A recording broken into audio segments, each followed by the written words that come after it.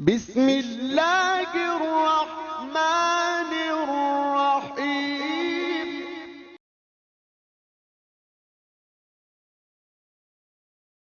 जी student अस्सलाम वालेकुम, welcome to Pakistan scholars academy. आज हम लोग class 9th maths chapter number 1 जिसका नाम है मैट्रिसेस एंड डिटर्मिनेंट्स, उसका लेक्चर नंबर 1 जो है उसको डिस्कस करेंगे। और लेक्चर नंबर 1 में जो टॉपिक हमने डिस्कस करना है वो है matrix and its types, column और उसकी अक़साम। तो सबसे पहले हम मैट्रिक्स को देखते हैं कि मैट्रिक्स जो है वो हमारे पास क्या होता है। तो मैट्रिक्स जो है वो बेटा हमारे पास होता है, a matrix is a rectangular array of numbers in rows and columns enclosed in a brackets and it is denoted by the capital letters। ठीक है, तो हमारे पास ये मैंने इसकी एक एग्जांपल लिखी है कि हमारे पास क्या होता है जी, ये जो रियल नंबर होते हैं, जो हकीकी आदाद होते हैं, उनको हम एक ख़ास तरतीब से कितारों और कालमों में तरतीब देते हैं और उनको जो बॉक्स ब्रैकेट होती है उसमें बंद करते हैं और इनको जो नाम दिया जाता है वो जो कैपिटल लेटर्स होते हैं उनमें से कोई भी जो है वो नाम हम दे सकते हैं। जैसे ये मैंने आपके सामने एक एग्जांपल लिखी हुई है। ठीक है जी, तो हमारे पास ये जो एक कॉलम होता है, ये जो मैट्रिक्स होता है, इसमें बेटा हमारे पास दो चीज़ें होती हैं। एक तो ये जो इसके अंदर जो नंबर लिखे होते हैं, इन नंबर्स को हम लोग कहते हैं एलिमेंट्स। ठीक है, और हम लोग इनको एंट्रीज भी कहते हैं कि ये हमारे पास क्या होती हैं जी, एक मैट्रिक्स की एंट्रीज होती हैं। ठीक है, और हमारे पास एक मैट्रिक्स के अंदर जो है वो दो चीज़ें होती हैं, एक रो यानी कि कितार और दूसरा जो है वो हमारे पास कॉलम होते हैं। हम इनको भी देख लेते हैं कि रो हम किनको कहते हैं। तो हमारे पास जो रो होती है in matrix, the entries presented in horizontal way are called rows. यानी कि एक कॉलम के अंदर जो उफ़क़ी तरीके से नंबर्स को, एलिमेंट्स को प्रेजेंट किया जाता है उसको हम लोग क्या कहते हैं, रो कहते हैं। तो जैसे ये मैंने एक कॉलम लिखा है एग्जाम्पल के तौर पे, तो इसमें ये देखें, ये जो हमारे पास ये जो है ये हमारे पास उफ़क़ी यानी कि मतलब जिस तरह की हमारे ये जो शीट है, इसकी ये जो लाइन होती है ये उफ़क़ी लाइन होती है, यानी कि हॉरिजॉन्टल जो है वो लाइन होती है। तो हॉरिजॉन्टल वे यानी कि मतलब उफ़क़ी तरीके से जो है वो एलिमेंट्स को क्या किया गया है, तरतीब दी गई है। तो ये जो मैंने एक मैट्रिक्स कॉलम लिखा है, इसके अंदर बेटा 3 रो बनती हैं। ठीक है जी, एक ये वाली रो है, एक ये रो है और एक हमारे पास ये रो होती है। तो इस कॉलम के अंदर टोटल 3 जो हैं वो रोज़ होती हैं। इसी तरह से एक कॉलम के अंदर जो है वो बेटा कॉलम भी होते हैं एक कॉलम के अंदर, और वो जो कॉलम होते हैं उनको हम लोग कहते हैं, क्या कहते हैं जी, in matrix the entries presented in vertical way are called columns. ठीक है जी, तो जैसे मैंने एक कॉलम लिखा है बी, तो इसमें आप देखेंगे तो ये हमारे पास ये जो मैंने वर्टिकल यानी कि मतलब ये जो आपके पास ऐसे 90 के एंगल पे जो नीचे की तरफ हो, तो हमारे पास ये जो नीचे की तरफ आ रही हैं ये हमारे पास क्या है जी, इसमें कॉलम होते हैं। ठीक है, तो इस कॉलम के अंदर भी टोटल 3 कॉलम होते हैं। ठीक हो गया जी, और ये जो कॉलम होते हैं इनको बेटा हम लोग जो है वो रिप्रेजेंट करते हैं एन के साथ, और जो रोज़ होती हैं इनको हम लोग रिप्रेजेंट करते हैं एम के साथ। किस लिए, ताकि हम लोग एक जो मैट्रिक्स होता है उसका ऑर्डर जो है वो फाइंड कर सकें। तो इसी तरह से आगे एक और डेफिनेशन है जो कि है हमारे पास ऑर्डर ऑफ मैट्रिक्स।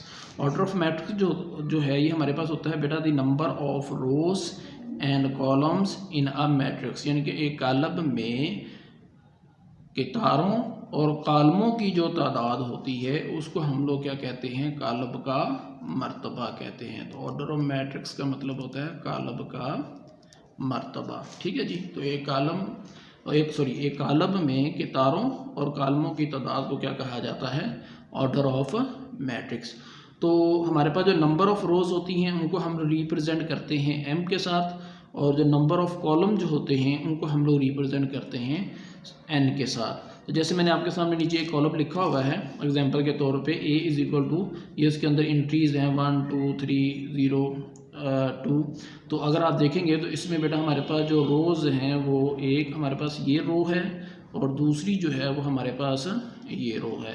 तो ये R1 है और ये R2 2 है, कैपिटल R से मीन्स रो। तो इसके अंदर कितनी रो हैं? टोटल 2 रोज हैं, ठीक है। इस तरह अगर हम कॉलम को देखेंगे तो ये वर्टिकली एक कॉलम, 2 कॉलम और ये हमारे पास तीसरा कॉलम हो गया, ठीक है जी। तो हमारे पास इस कॉलम के अंदर टोटल कॉलम कितनी है जी? 3 है। तो अगर हम इसका ऑर्डर लिखना चाहते हैं तो ऑर्डर हम इस तरह से लिखते हैं कि हमारे पास ऑर्डर में पहले रोज आती हैं और उसके बाद हम बाय लिख के फिर आगे जो है वो कॉलम लिखते हैं। तो जैसे इस कॉलम के अंदर आप देखेंगे तो हमारे पास टोटल जो है वो रोज़ कितनी है? 2 हैं, ठीक है। और हमारे पास जो कॉलम है वो कितने हैं जी? 3 हैं। तो ये इस कॉलम का क्या हो गया? ऑर्डर हो गया, ठीक है। तो ऑर्डर जो होता है इसको हम ऐसे भी रिप्रेजेंट कर लेते हैं, यानी कि 2 मल्टीप्लाई 3, यानी कि 2 मल्टीप्लाई 3 भी लिख सकते हैं कि 2 और 3 के दरमियान में मल्टीप्लाई का जो सिंबल होता है उसको लिखा जाता है, ठीक है जी। तो ये था हमारे पास ऑर्डर ऑफ मैट्रिक्स। उसके बाद आगे एक और डेफिनेशन है जो कि है जी हमारे पास इक्वल मैट्रिसेस, ठीक है जी, जिसको हम लोग कहते हैं मसावी कॉलम, ठीक है। तो चलें देखें क्या होता है। Let A and B be 2 matrices, then A is said to be equal to B and denoted by A is equal to B if, यानी कि अगर हम लेट कर लें कि हमारे पास 2 कॉलम हैं ए और बी, और हम उस वक़्त कहेंगे कि ए कॉलम जो है वो बराबर है बी कॉलम के, अगर क्या है जी वो, अगर कि हमारे पास order of A matrix is equal to order of B matrix, यानी कि अगर हमारे पास कॉलम ए का मर्तबा बराबर हो कॉलम बी के, दूसरी condition there corresponding entries are equal, और यानी कि उनके जो मुतनाज़रा अरकान हैं वो क्या होने चाहिए? सेम होने चाहिए, यानी कि एक जैसे होने चाहिए। तो उसको हम लोग क्या कहेंगे? इक्वल मैट्रिसेस, या फिर उसको मसावी कॉलम कहेंगे, ठीक है जी। तो ये उसकी मैंने एग्जांपल लिखी है कि हमारे पास ये एक ए कॉलम है जिसकी एंट्रीज हैं 1, 3, -4 और 2, और इज इक्वल टू, अगर दूसरा देखेंगे तो हमारे पास बी कॉलम है जो कि है 1, 2 + 1 -4, 4 -2। अब यहाँ पे अगर हम कॉलम ए को देखें तो आप यहाँ पे देखेंगे बेटा कि इसका ऑर्डर चेक करेंगे, इसमें हमारे पास 2 ही जो हैं वो रोज़ हैं और 2 ही जो हैं वो हमारे पास क्या है जी? कॉलम हैं। इसी तरह से अगर आप कॉलम बी को देखेंगे तो इसमें भी बेटा हमारे पास क्या है जी? 2 रोज़ हैं, ठीक है, और 2 ही हमारे पास क्या हैं जी? कॉलम है। इसका मतलब ये हुआ कि इन दोनों कॉलम का जो ऑर्डर है वो क्या हुआ जी? सेम है। उसके बाद अगर हम देखें करस्पॉन्डिंग एंट्रीज जो हैं वो सेम है कि नहीं, यानी कि मुतनाज़रा अरकान जो हैं वो एक जैसे हैं कि नहीं। अगर आप देखेंगे तो इस कॉलम में ये जो पहली एंट्री जो कि 1 लिखी हुई है वो 1 है, और अगर बी कॉलम में भी देखेंगे तो जो पहली एंट्री है वो हमारे पास क्या है जी? 1 है। इसी तरह से अगर ए कॉलम में दूसरी एंट्रीज आप देखें तो ये हमारे पास 3 है, तो बी कॉलम में भी दूसरी एंट्री देखेंगे तो 2 + 1 कितना होता है? 3 होता है। इसी तरह से -4 -4, और यहाँ पे 2 है तो 4 - 2, यानी कि 4 में से अगर 2 को निकालोगे तो बेटा आपके पास तब भी क्या बचेगा? 2 ही बचेगा। तो इसका मतलब ये हुआ कि इसकी कोरस्पॉन्डिंग एंट्री जो है वो भी सेम है, और इसका इन दोनों कॉलम का जो ऑर्डर है वो भी सेम है। तो इसका मतलब ये हुआ कि ये जो दोनों कॉलम हैं या दोनों मैट्रिक्स हैं ये हमारे पास क्या है जी? इक्वल मैट्रिक्स हैं या मसावी कॉलम होते हैं, ठीक है। उसके बाद कुछ टाइप्स हैं ऑफ मैट्रिक्स, जिसमें सबसे पहली जो है वो हमारे पास आती है रो मैट्रिक्स, जिसको हम लोग जो है वो कितारी कॉलम कहते हैं, जो हमारे पास क्या है जी? एक कितारी कॉलम है। तो रो मैट्रिक्स जो है वो हमारे पास कौन से मैट्रिक्स होते हैं? यानी कि a matrix is called a row matrix if it has only 1 row, यानी कि मतलब कितारी कॉलम हमारे पास ऐसे कॉलम होते हैं जिनमें सिर्फ एक कितार हो, जिनमें सिर्फ एक कितार हो, तो उनको हम लोग क्या कहते हैं? कितारी कॉलम कहते हैं या रो मैट्रिक्स कहते हैं। जैसे उसकी हमने एक एग्जांपल ली हुई है, ए इज इक्वल टू 1 और 2। तो अगर आप देखेंगे तो बेटा इस मैट्रिक्स की सिर्फ और सिर्फ एक ही रो है, तो इस वजह से हम इसको क्या कहेंगे? रो मैट्रिक्स कहेंगे कि ये हमारे पास क्या है जी? एक रो मैट्रिक्स है, ठीक है। उसके बाद आगे एक और डेफिनेशन है जिसको हम लोग कहते हैं कॉलम मैट्रिक्स। तो ये भी हमारे पास डेफिनेशन जो है वो तकरीबन रो मैट्रिक्स सेम ही है, बस थोड़ा सा डिफरेंट है। A matrix is called a column matrix if it has only one column, यानी कि ऐसा कॉलम जिसका जो कि सिर्फ और सिर्फ कह लें कि एक ही कॉलम पर मुश्तमिल हो, उसको हम लोग क्या कहते हैं, कॉलम मैट्रिक्स कहते हैं। तो ये उसकी मैंने एक एग्जांपल लिखी है, A = 1 0। अब देखिए इसमें हमारे पास सिर्फ और सिर्फ एक ही कॉलम है, तो इस वजह से हम लोग इनको क्या कहेंगे, कॉलम मैट्रिक्स कहेंगे। ठीक है जी। उसके बाद अगली जो डेफिनेशन है वो हमारे पास है रेक्टेंगुलर मैट्रिक्स। तो रेक्टेंगुलर मैट्रिक्स या हम लोग इनको मुस्ततीली कॉलम भी कहते हैं उर्दू के अंदर। ठीक है जी। तो ये हमारे पास क्या है, मुस्ततीली कॉलम।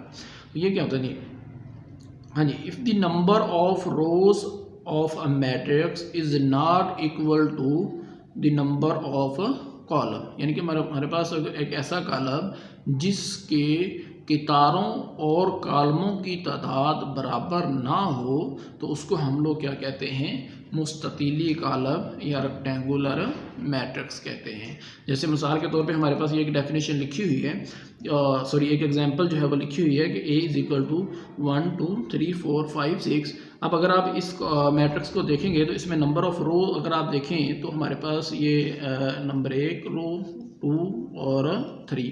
तो इस मैट्रिक्स के अंदर टोटल जो है वो हमारे पास 3 जो हैं वो रोज़ हैं। ठीक है। और अगर हम कॉलम की तरफ देखें तो यहाँ पे हमारे पास इसी मैट्रिक्स के अंदर जो है वो 2 जो हैं वो कॉलम है। तो अगर हम इसका ऑर्डर लिखें तो ऑर्डर हमारे पास लिखा जाएगा 3/2, क्योंकि अब इस मैट्रिक्स के अंदर जो है वो नंबर ऑफ़ रोज़ बराबर नहीं है नंबर ऑफ़ कॉलम के, तो इस वजह से ये कॉलम हमारे पास क्या कहलाएगा, रेक्टेंगुलर मैट्रिक्स या मुस्ततीली कॉलम कहलाता है। ठीक है जी। उसके बाद आगे एक बहुत ही इंपॉर्टेंट डेफिनेशन है जो कि है स्क्वायर मैट्रिक्स की, क्योंकि आगे बाकी बहुत सारी ऐसी डेफिनेशन हैं जो कि इसी स्क्वायर मैट्रिक्स से ही बनती हैं, जिसको हम लोग उर्दू में मुरब्बी कॉलम भी कहते हैं। ठीक है। तो ये क्या होता है कि हमारे पास a matrix is called a square matrix if it number of rows is equal to number of column, यानी कि हमारे पास मुरब्बी कॉलम या स्क्वायर मैट्रिक्स एक ऐसा कॉलम होता है जिसमें नंबर ऑफ रोज़ जो होती हैं, यानी कि कितारों की जो तादाद होती है वो बेटा हमारे पास बराबर होती है नंबर ऑफ कॉलम से। ठीक है जी। यानी कि कितारों की तादाद बराबर होती है कॉलमों की तादाद से। जैसे उसकी मैंने एक एग्जांपल लिखी हुई है, A = 2 - 1 0 3। अब अगर इसमें देखें तो बेटा हमारे पास 2 ही रोज़ बनती हैं और 2 ही हमारे पास क्या बनते हैं, कॉलम बनते हैं। तो इस वजह से ये हमारे पास क्या कहलाएगा, एक स्क्वायर मैट्रिक्स, या फिर हम इसको मुरब्बी कॉलम जो है वो कहेंगे। ठीक हो गया जी।